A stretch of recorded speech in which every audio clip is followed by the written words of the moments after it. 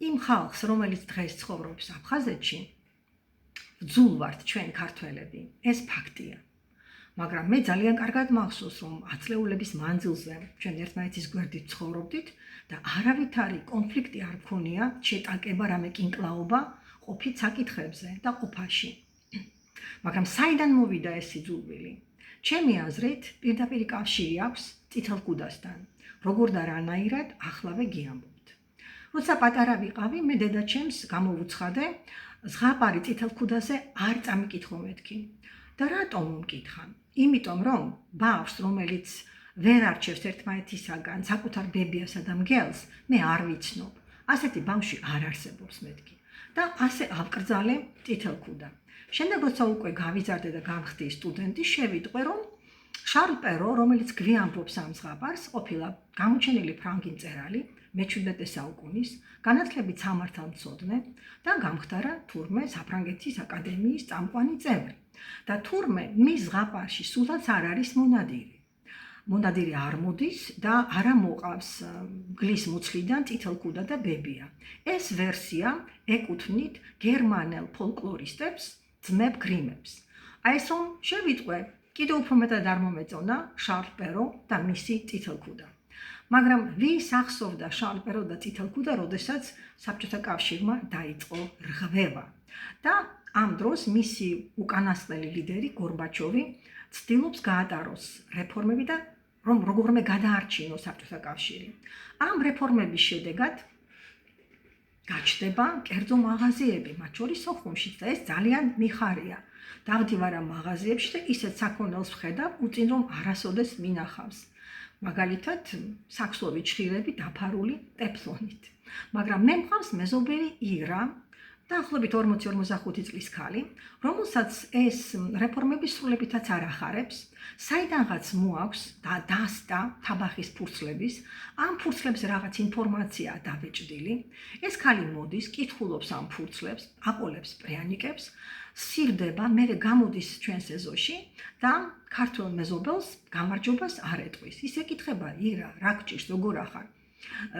ირა თითქოს დაემდურა და პასუხს არ გასცემს. მე ისევ მაქვს სიხარულის მიზეზი, რადგან ყველას მოუნდა ინგლისური ენის შესწავლა. როცა სტუდენტი გავხდი, ყველა მეკითხებოდა, აი რა ჯანდაბად გინდოდა ევროპული ენები და ლიტერატურა. ახლა კი ყველას უნდა ინგლისური შესწავლა და არ არის საკმარისი ინგლისური ენის მასწავლებლების რაოდენობა. და იცით, 4 წუთი ვანდომებ ერთი სიტყვის ახსნა განმარტებას, ინგლისური სიტყვის და იცით ეს რა სიტყვაა? ბიზნესი. დღეს რომ ყველა მიცის, მაშინ არავინ იცოდა.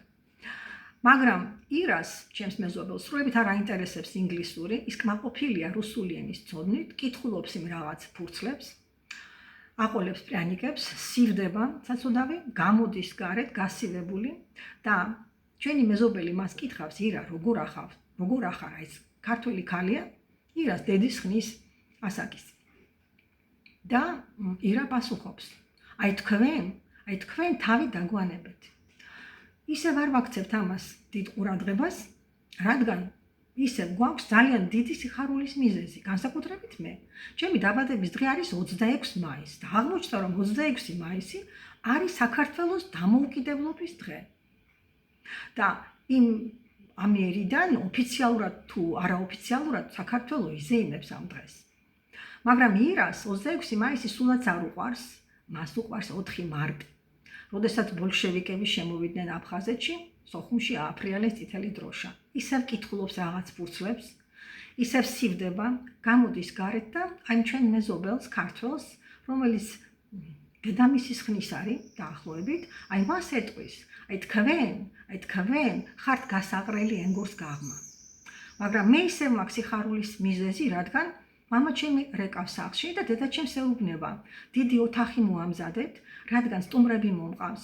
აკაკი ბაქრაძე ჩამოვიდა თბილისიდან და შეხვედრა გვინდა მასთან და საუბარი. დედაჩემი იხმობს მეზობლებს, ქალები მოდიან, მოაქვთ კამები, თავს მოუყრიან ჭიქებს, წყალს, მცირე პურმარილს, რადგან ეს უფრო საუბარი კონფერენცია იქნება, ვიდრე ჭამასმა და ტაშფანდური. მაგრამ ეს ჩემი მეზობელი ქალებიც და დედაჩემიც რაღაც სხვანაირად არიან აფორიაქებული, ამას ვამჩნევ. დედა მოდის ჩემთან და მეუბნება, აი შენ უნდა იცოდე. ვაიმე, რა უნდა ვიცოდე? რადგან ჩვენი მეზობელი ირა გვემუქრება. მან გამოიძახა ვიღაც კაცები, რომლებიც არიან შეიარაღებული ჯოხებით და ირა გვეუბნება კიდევაც პირდაპირ, რომ აი როგორც კი მოვლენ სტუმრები, დახვდებიან ამ ჯოხებით და ისე სცემენ, რომ არც ერთ თბილისელს არ მოუნდება სოხუმში ჩამოსვლა. მაგრამ შენ ნუ ღელა, მეუბნება დედაჩემი, ჩვენი მეზობლები არიან მზადყოფნაში, ყველაფერს მოაგვარებენ მშვიდობიანად, წყნარად, ისე რომ სტუმრები ვერც კი მიხვდებიან, რომ ყავს მეზობელი, რომელმაც სრულიად დაკარგა ჭკუა. მე მივვარდი ლოჯიის ფანჯრებს და გადავხედე ჩვენს ეზოს. მართლაც დგას უცნობი მანქანა, იქვე დგას ირაც, იქ სხედან უცნობი მამაკაცები. ჩვენ მეზობელ კაცებსაც ვხედავ 5 კაცს. ისე მოძრაობენ თითქოს არიან და თითქოს არც არ არიან. აი ესე ძალიან ფრთხილად ის გამახსენდა ხორუმის დასაწყისი სუფიშვილების ქორეოგრაფია, ფრთხილი შემპარავი მუსიკა რომ არის და ფრთხილი მოძრაობები. გადის 1 საათი, 2 საათი და 3-იც და როგორც კი გამოჩნდა მამაჩემის მანქანა, მე ჩავფრინდი ეზოში და მას დავხვდი. მეკითხები სად არიან სტუმრები. მან მიპასუხა ბატონმა აკაკი ბაქრაძემ გითხრა რომ არ უნდა ოჯახის შეწუხება ბინის პირობებში. ამიტომ წავიყვანეთ ჩვენი სოხუმელი მეგობრის სახლში ქალაქ გარეთ. შეხვედრა იქ მიმდინარეობს და შენი დაცახლა იქ არის. აი იმ დღეს მივხვდი რას კითხულობდა ირა, რა ინფორმაციას და ვინ უგზავნიდა ამ ინფორმაციას. იმ დღეს მივხვდი რომ მართლაც არიან ადამიანები, რომლებიც საკუთარ ბებიასა და მგელს ერთმანეთისაგან ვერ არჩევენ.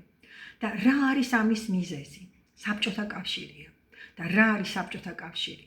ეს არის განსხვავებული აზრის აკრძალვა და დევნა. ეს არის თავისუფალი მედიის, ტელევიზია, რადიო ჟურნალისტების არარსებობა. ეს არის ერთი ისტორიკოსის ნაშრომების აკრძალვა, მეორის დაშინება, მესამის მოსყიდვა. აი ასეთ ნიადაგზე ცრუ ისტორიის და სიძულვილის პროპაგანდა. ჩვენმა ირამ ეს ყველაფერი დაიჯერა, მაგრამ ვინ უგზავნიდა ამ ინფორმაციას? ვის ჰქონდა ამ პროპაგანდის რესურსი? რასაკვირველია კგბ-ს. ეს არის სახელმწიფო უშიშროების კომიტეტი საბჭოთა კავშირის. ინგლისურენოვან ანალიტიკურ ლიტერატურაშიც ასე მოიხსენიებენ KGB. აი ისინი და მათი სამსახურები უწერდნენ ირას ასეთ ინფორმაციას, რომ საქართველო არის მგელი, ხოლო რუსეთი არის ტკბილი ბებია. აკაკი ბაქრაძე არის მგელი, ხოლო 4 მარტი ბოლშევიკები, KGB არის მისი ტკბილი და მოალერსე ბებია. ასე გახდა ირა წითელქუდა, ამიტომ შესძულდა მას ქართველები. იმ ხალხს, რომელიც დღეს ცხოვრობს აფხაზეთში და საკუთარ მშობლიურ ენაზე უწოდებს საკუთარ თავს აფსუას, მას ძულს ქართველი, სწორედ იმიტომ რომ მოხდა ამ ხალხის წითელქუდიზაცია ბევრად ადრე ომის დაწყებამდე. ამ ვიდეოს წერ ქართველებისთვის, რომლებიც ცხოვრობენ დღეს ოკუპირებულ აფხაზეთში. არ დაემორჩილოთ წითელქუდიზაციას, რადგან წითელქუდას მომავალი არ აქვს. ილაპარაკეთ მეგრულად, მოაგროვეთ მეგრული სიმღერები და ლექსები, ჩაიწერეთ ისინი.